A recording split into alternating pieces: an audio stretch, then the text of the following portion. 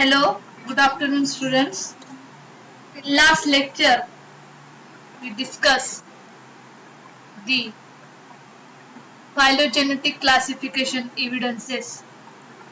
In today's lecture, we discuss in detail homologous and analogous organs in the evolutionary study.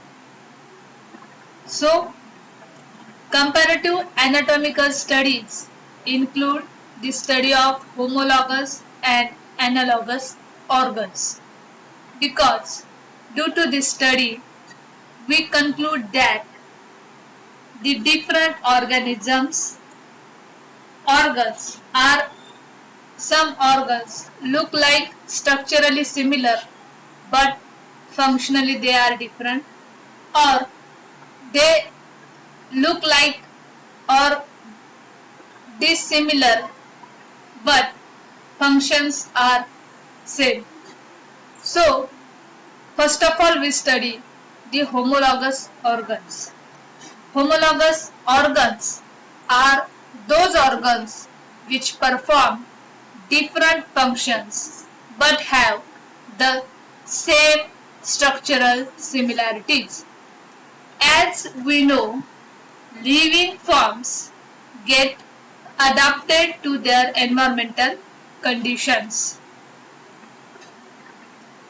Fishes have their forelimb modified for balancing in water. Man has his arms useful for picking and using tools. Birds have their forelimbs modified into wings for flying purpose. Bats have enormously large digits to support a flap of skin to be used for flying, and the whales have their forearms modified into the flippers. All of these organs appears so different and perform varied functions. Yet, a careful study will indicate that the basic plan on which these structures are built up remains the same. So, these are the homologous organs. Next, analogous organs. Analogous organs are those organs which look dissimilar structurally but functionally they are similar. Functionally similar but have different structural plan.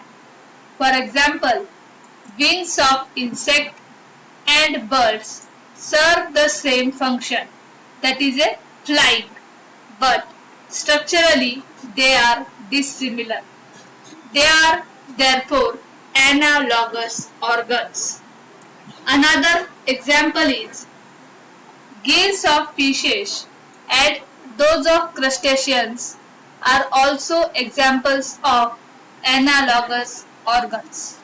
Means gills of fishes and gills present in crustaceans perform similar function, that is a respiration, but structurally they are different.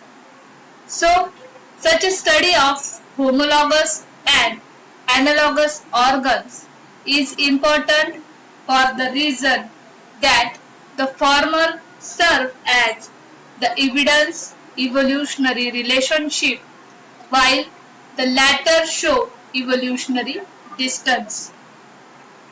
So, students in this figure show the homology and analogy between different animals. In upper row, the example of homology is bat wing, mouse forelimb and a human arm. In this figure, we showed that structurally bat wing, mouse forelimb and human arm are similar, but functions are different. Bat wing is for flying function. Mouse forelimb is for the fast running, and in the human arm, the arrangement of these bones are in such a manner that they pick up any object and another functions. So homology show structurally they are similar but functions are the different. Now in the second row or in the lower row, the another figure and example of analogous organs are seen. So that wing, butterfly wing and the bird wing are the examples of analogous organs. You know very well, wings of these three different animals, that is a bat, butterfly and birds, are used for the flying purpose. But anatomically or structurally, they are different. But all of three wings are used for the flying purpose. So due to this organs, we study how different organisms are differ or placed in different position which are evolved from the common ancestor. Now, this is another example of the homologous organs and the most studied example of homologous organs. In this figure, show the forelimb skeleton of different organisms. First one is bat, second one is man, third one is bird, fourth one is lizard, that is the reptiles, and last one is a fish. All three skeleton or all three forelimb skeleton of these different animals are structurally look like similar, but the function of each one is different. Bird's forelimb is for flying, man forelimb is for picking any object or another function. There are so many functions, you know very well.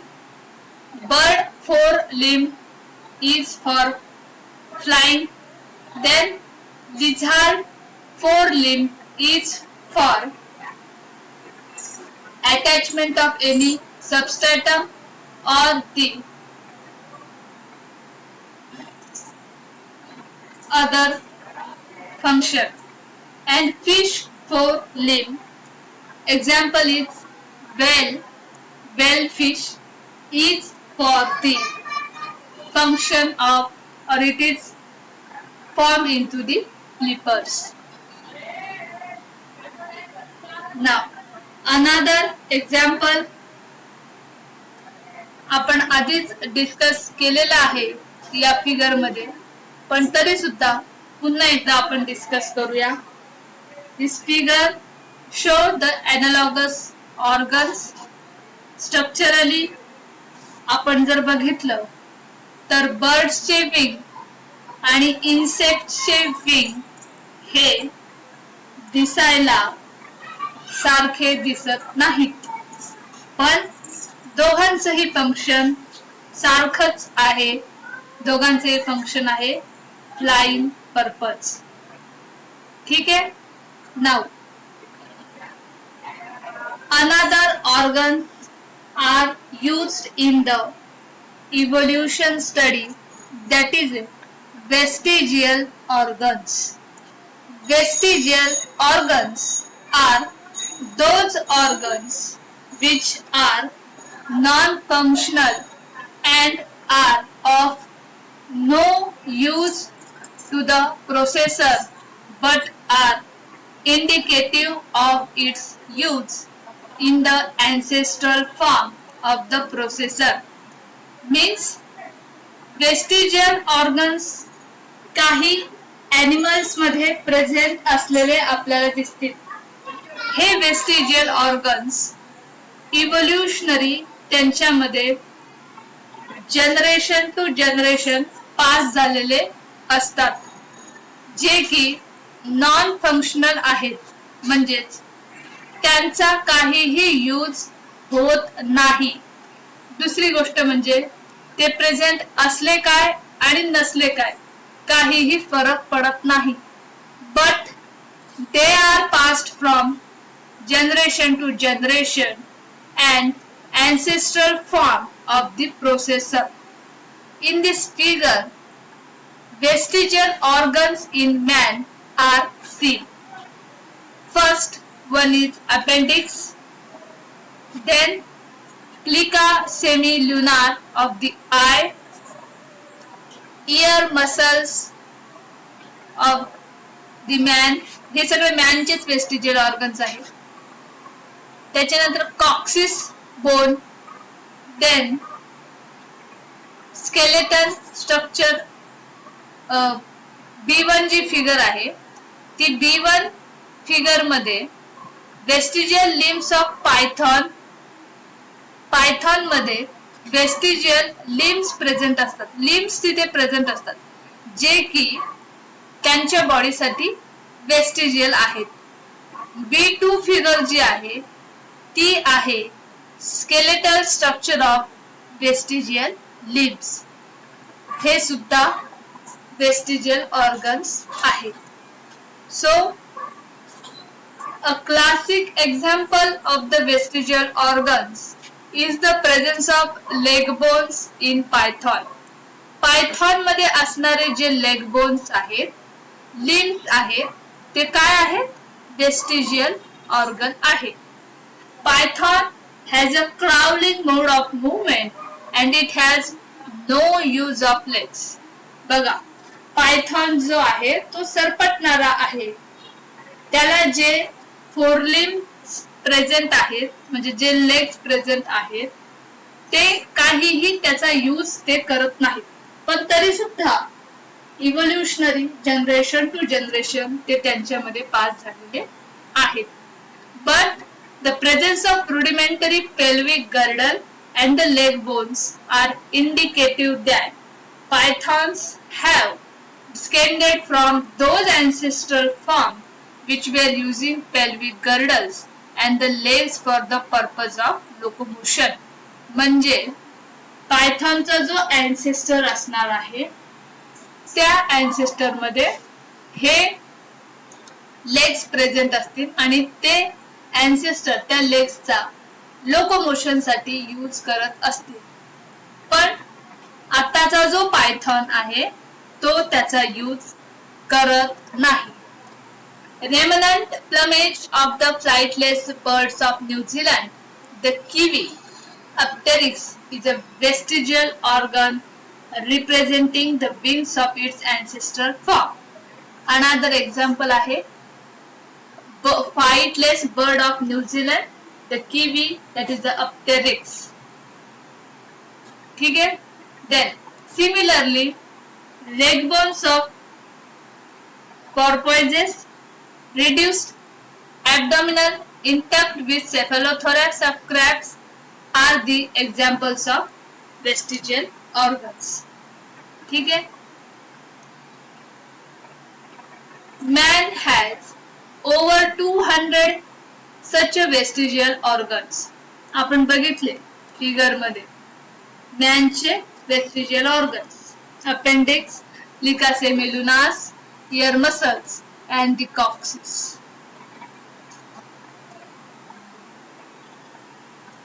The most prominent of these are the vermiform appendix, coccyx region of the vertebral column, which represent the tail vertebrae, ear muscles, which are useful in moving airs in other animals. म्हणजे ear muscles काही काही humans मध्ये असे म्हणजे तुम्हाला काही animals मधले year muscles, समजा डॉग वगैरे आहेत, काही मुवमेंट जर त्यांच्या कानांना ऐकू आली की ते लगेच असे कान टवकारतात. तसं ह्युमन बिंग्स मध्ये तो काय आहे एक्स्ट्राचा इयर मसल, तो वेस्टिजियल ऑर्गन आहे. Year muscles which are useful in moving ears in other animals, abdominal muscles which are non-functional in man, Lica semilunaris, the nictitating membrane of the eye of ancestors. Nictitating membrane of the म्हणजेच आपल्या डोळ्याच्या जवळ किंवा बुबुळाच्या तिथे पॉइंटेडला एक निक्टॅटिंग membrane सारखं structure असतं जे आपल्या डोळ्याला वेस्टिजियल ऑर्गन आहे. पण मॅनचा जो अँसेस्टर असणार आहे त्याच्यामध्ये ते फंक्शनल असणार आहे. Now vestigial organs being non-functional and ill-developed, the theory of special creations fail to explain the presence of these unwanted organs in the form which have no use of this. आपण ज्या theories बघितल्या होत्या इव्होल्युशनच्या स्टार्टिंगच्या लेक्चरमध्ये, त्या लेक्चरमध्ये जी special creation theory होती, त्या special creation थेरीला हे विचारण्यात आलं की वेस्टिजियल ऑर्गन्स अजूनही बॉडीमध्ये का आहेत, तर त्या थेरीला प्रॉपर याचं एक्सप्लेनेशन देता आलेलं नाही. The theory of evolution on the contrary suggests that the forms have descended from the ancestral form which were using these structures constantly. ठीक है? So, in next lecture, evidences from connecting links we will study. Now, all these vestigial organs, analogous organs, homologous organs, analogy, homology, these are most important topic in the study of evolution. So thank you very much.